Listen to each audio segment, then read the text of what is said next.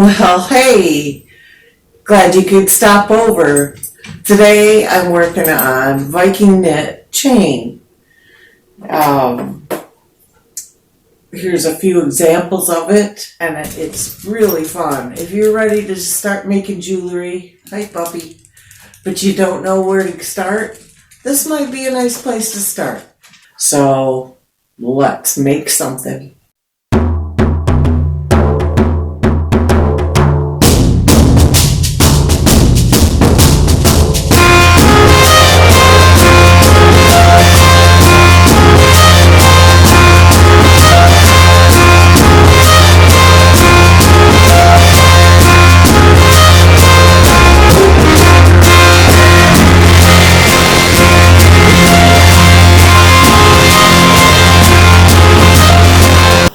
We're going to start with the top of this Viking Knit Chain, and I'm using my 20 gauge Parawire copper just so you can really see it much easier. And what I'm going to do is wrap this around my fingers in a figure 8 pattern.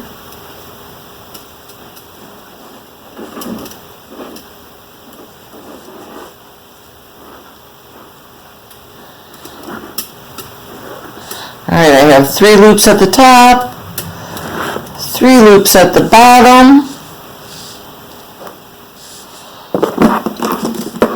and I'm going to snip that off with just a little bit of room left there, extra wire, pull it off my fingers, and then I'm going to wrap those ends around that little bow tie looking thing. That one was a little short.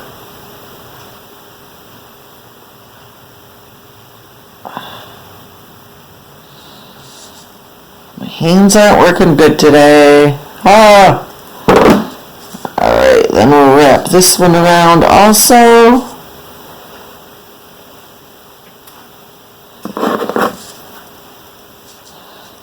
That a squeeze. This doesn't have to be perfect or anything because this part is going to be cut off at the end. So what we have is a nice little bow tie.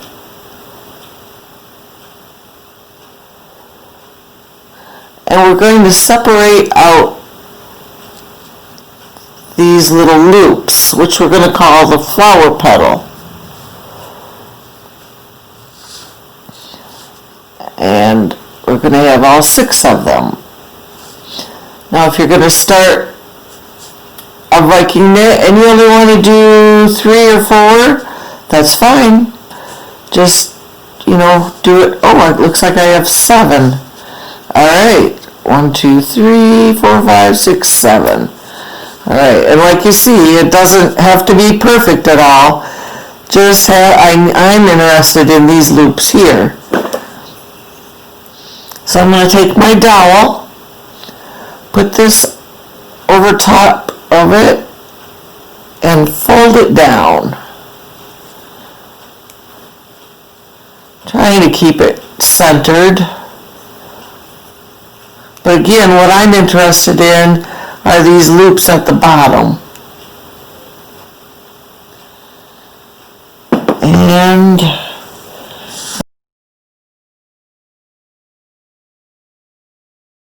what you want to do is start your wire from the left to the right. This is the only time you do it is when you're starting wire.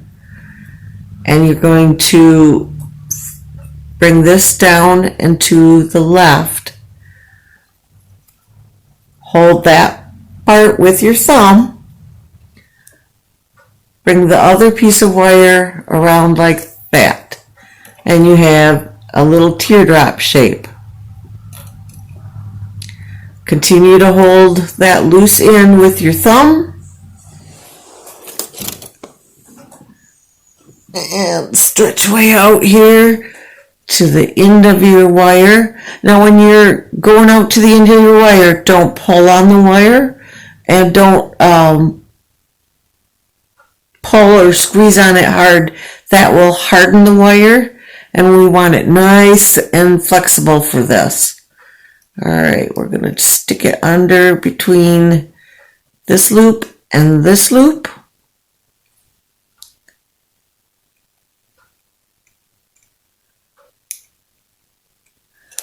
Need my handy dandy little tool. These first few rows are a practice in patience. You will get it. It just takes time.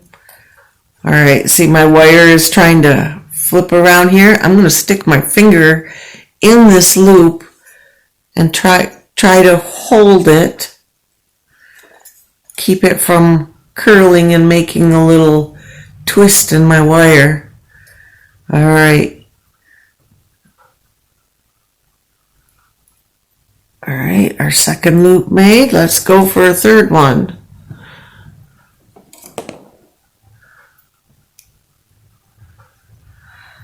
Yeah, those rubber bands hold those down there tight.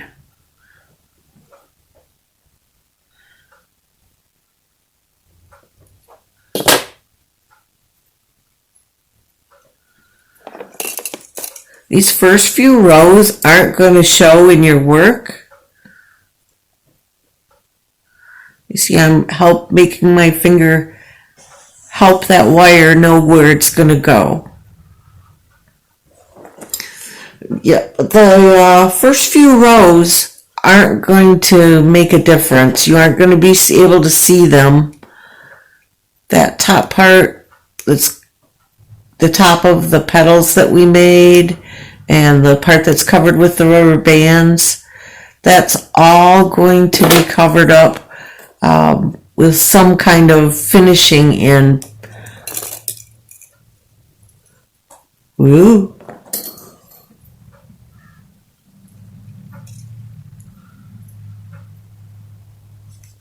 And I'll show you how to do that as we go later on in our day.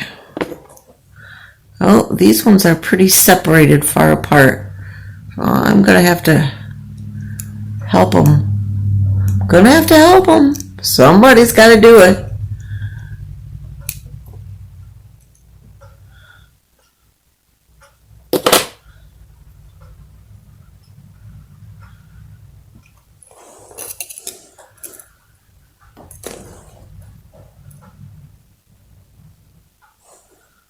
Alright, make a little loop there.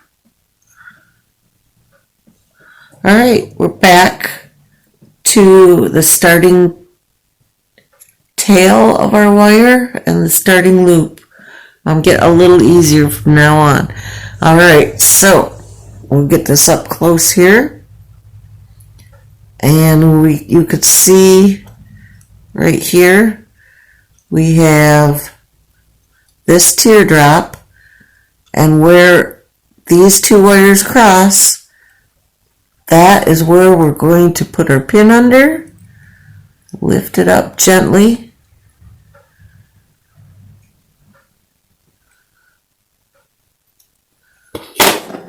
And stick this wire through.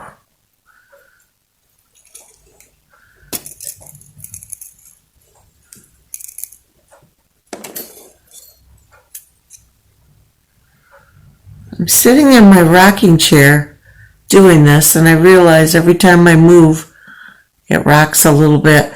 This might not be a good place to do videos, but I figured, when I do this, when I do the Viking weave chain, I'm usually just sitting in my chair, watching a movie. It doesn't take a lot of concentration. You don't have to count. You're just pretty much making loops on top of other loops.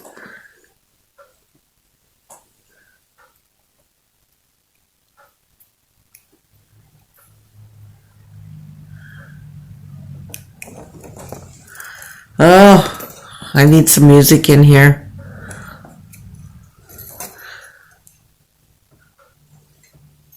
I just watched the movie Serenity today. Oh man, I love that movie.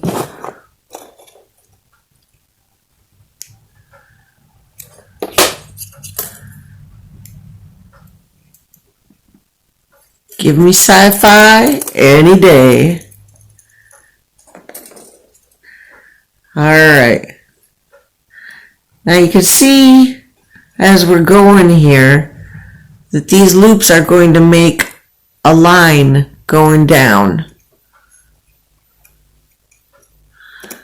And I think I'm going to speed this up a bit. Try to keep track of the actual amount of time that it takes me to do this. And then I'll let you know how it goes. Ooh, that's a messy looking thing. Doesn't help that the wire is really sparkly.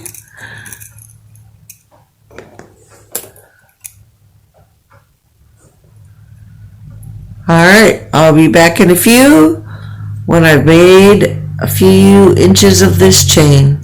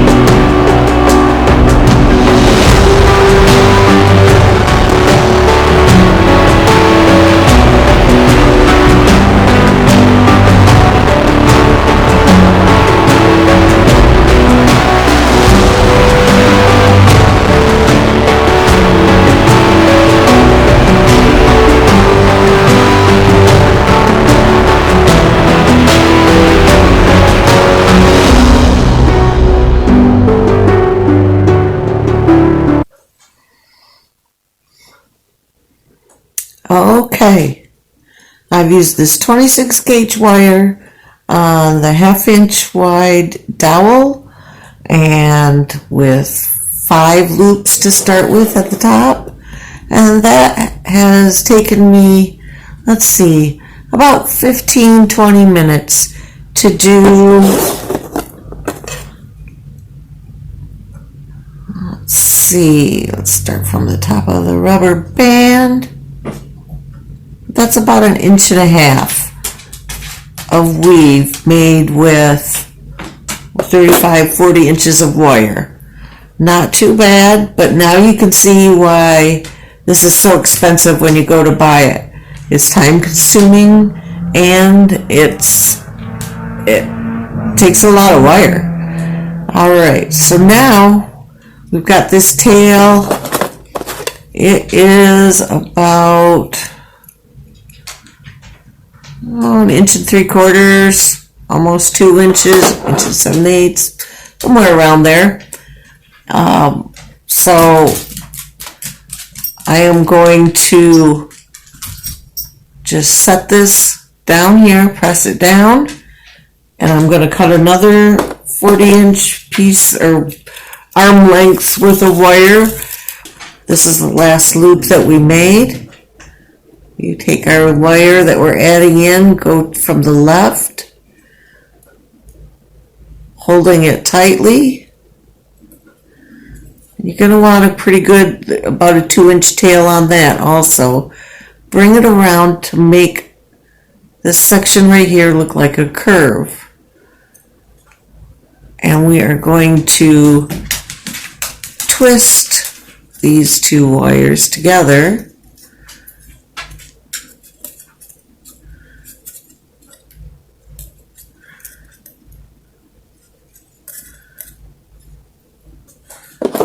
I like to take my pliers and give them a twist because you get a nice even twist then.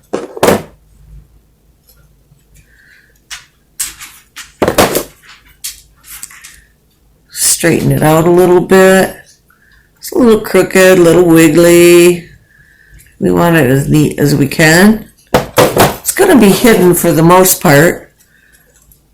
Alright, so we're going to cut off this tail.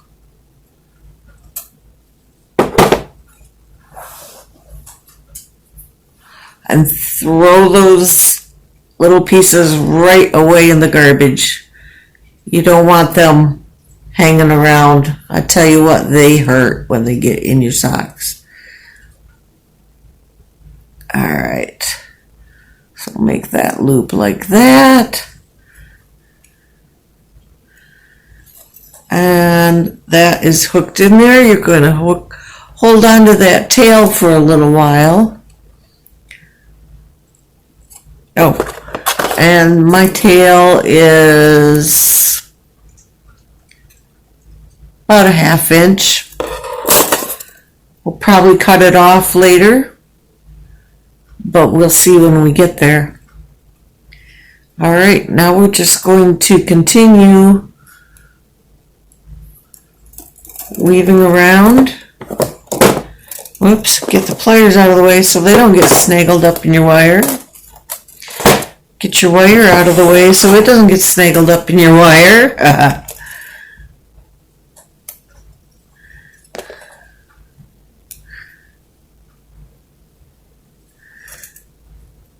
Alright, making that. I'm going to push that one down a little bit just to make sure that I get these set.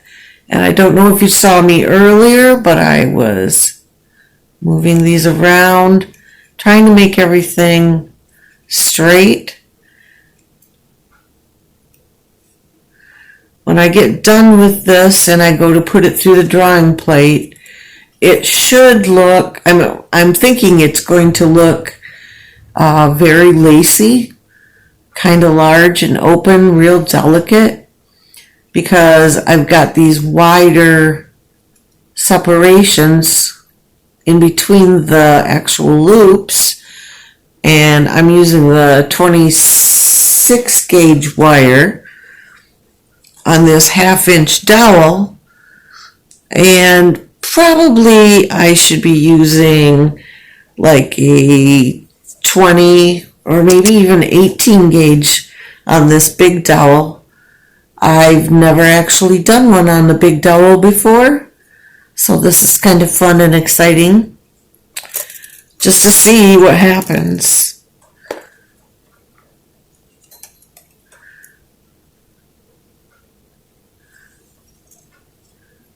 These first few you think, oh, is that right? I put a little bit of I've got a straight edge there and a little bit of a hook so I can get that wire in there. And all right, when you're working with that little tail that of the wire we just added on, I put my thumb over it to cover it so that my wire that I'm working with doesn't go underneath it. I want that tail to stay hidden underneath.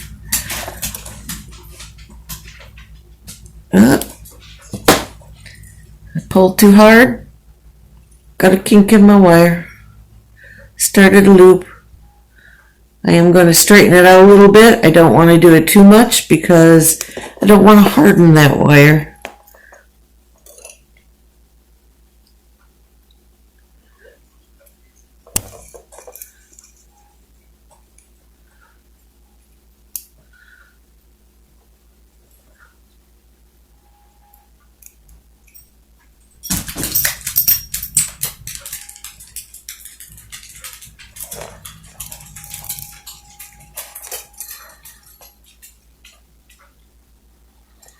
Sometimes I use my finger to smooth this down into its little loop curve. And sometimes when I'm really like in the groove, I can just twist this dowel and it will lay it down flat for me. You don't want it super tight because you want to be able to get your wire under that loop the next time. And it just makes it so much easier.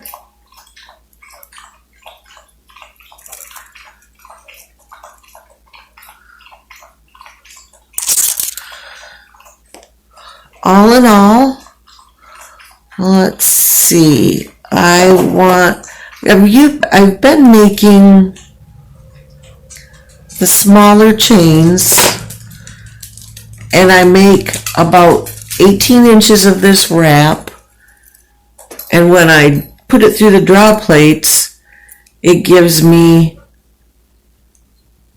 30 inches of chain. So that is quite a lot of product for when you're done.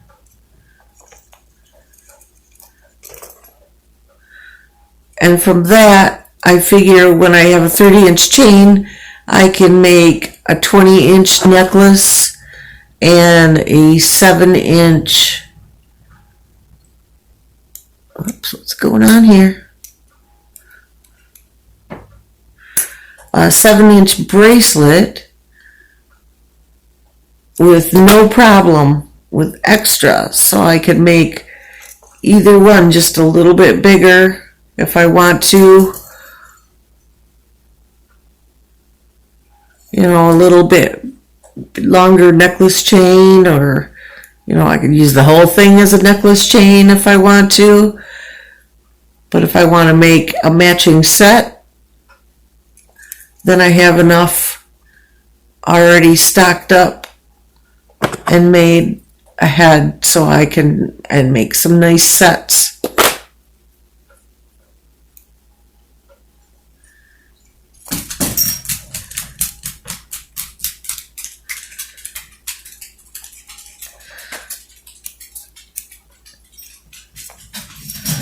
All right, I am going to continue on this probably for the next couple days till I get my 18 inches done. I'm not really sure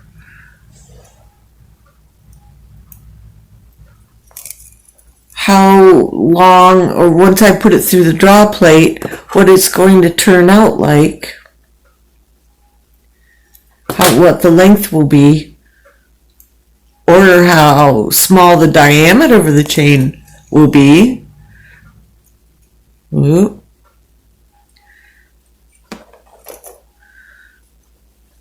All right.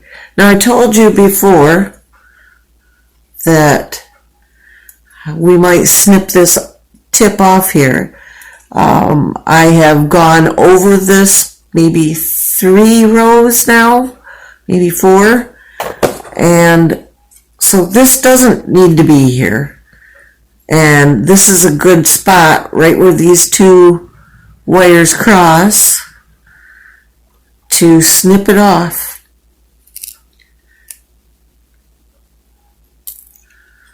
There you go. And I'm going to push it flat with the side of my pliers.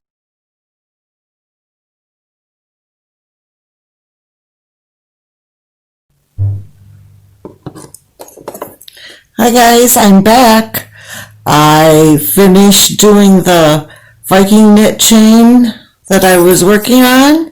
It took me 4.5 hours to get 18 inches, and so now I'm going to show you how to finish it off. Alright, so here is where I have finished, and I'm going to just pull this off the dowel, and I'm going to take this little piece of wire and try to work it in as best as I can. I think I can get one more loop out of this one. Yep. And I probably could get 2, but I just want to make sure that I have enough wire. Okay, I'm going to straighten it out just a tiny bit.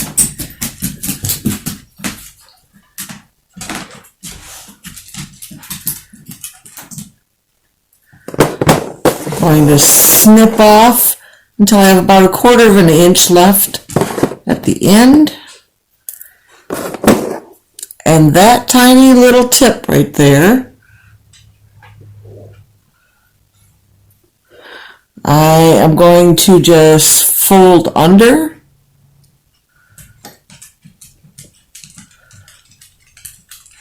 Curl it around a little bit. Whatever it takes to make it go underneath this line where it finished the last loop off. I'm going to press it down, and that's it for that end. Alright, now our other end that we started with, my rubber band fell off, so that part's already done. I'm going to snip this end off here.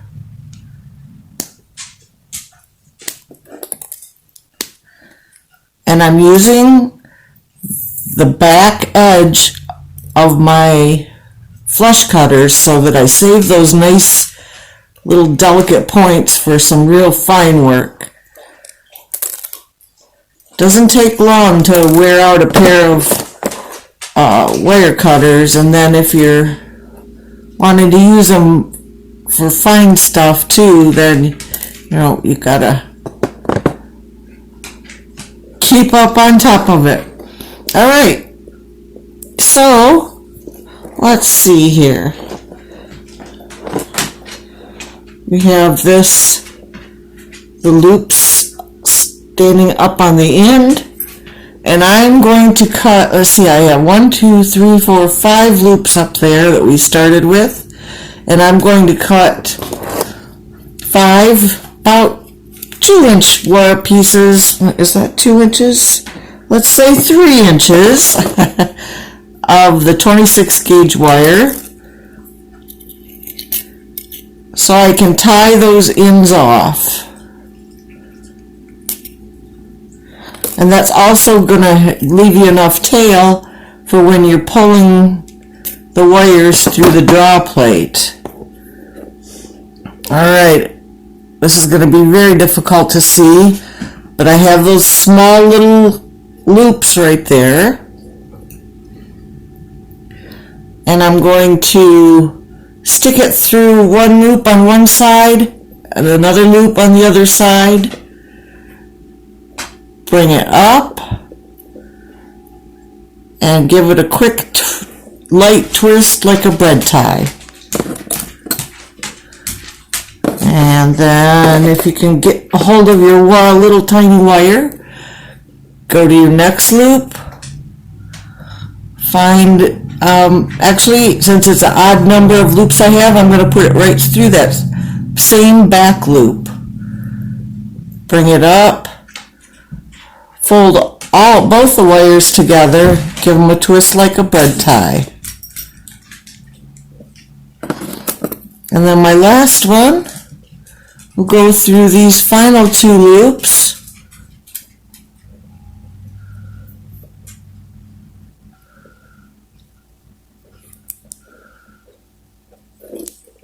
twist those all up nice and tight. I'm going to take my flat nose pliers and start twisting with them. So I'll get a nice rotation on that wire. Nothing gets left out. You don't get too much or too little usually. I'm going to try to twist all the way to the end.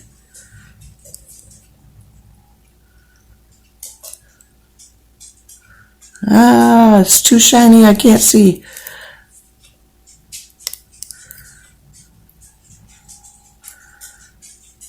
Alright, I have a little bit of single wire sticking out here, so I'm going to just snip that off so that I have a nice finished end here to grab onto, because the next part is pulling this through our draw plates. Alright, so this one is just a little bit too big for either one of my draw plates. Just a slight, well, maybe I can get it through there. Oh, hooray, I did get it through there. I'm pulling, not touching it, or not pulling, holding on to the chain itself. I'm holding on to that tail that we just made. Alright, this is going to make this chain smaller and smaller and smaller. I like to run it through a couple of times. Oh, this might be tricky because this one is definitely way smaller. Oh, it went through. I was going to suggest that if you have one that is a little bit too big, a chain that's a little bit too big for the holes that you've drilled, then go ahead and just run it through your hands a couple times. That should help it out. I'm going to switch over to my nice plastic beadsmith one. Oh, I already ran it through the 10. Let's try it through the 9.5. Yep, that's pretty small too. Just run it through a couple times just to make sure.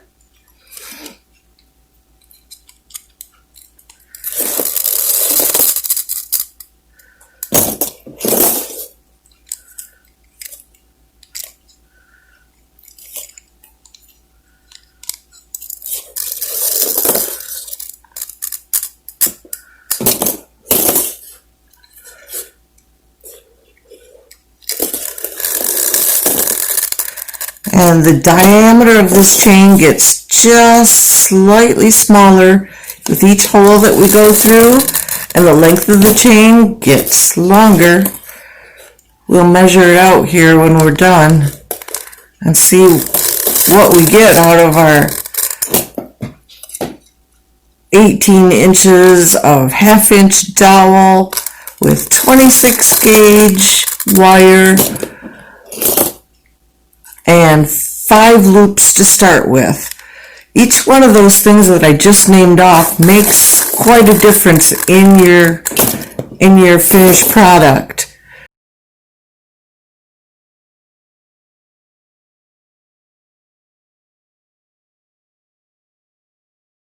Okay, what I'm using today is JB Weld Quick Setting Epoxy.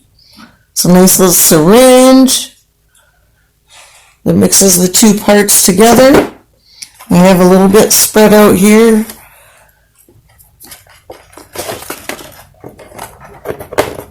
And I'm going to apply some of it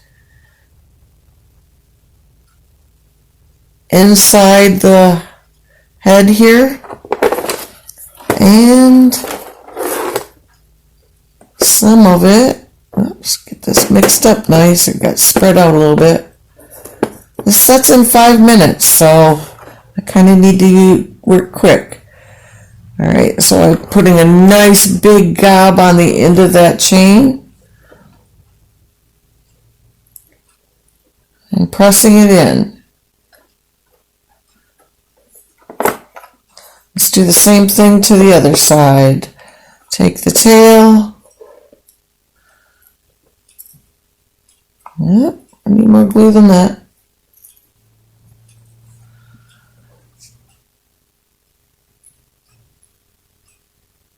Spread it around in there so I get good contact on everything.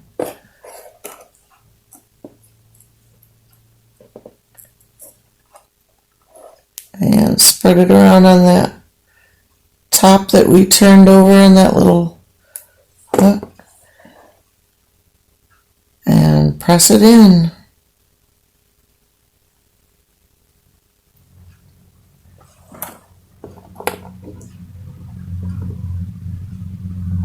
Make sure they're sitting evenly. And we'll let it dry for 5 minutes and we should be all set. Thanks for watching, you guys. I know this has been a long one, but it takes time. Have a great day. Bye.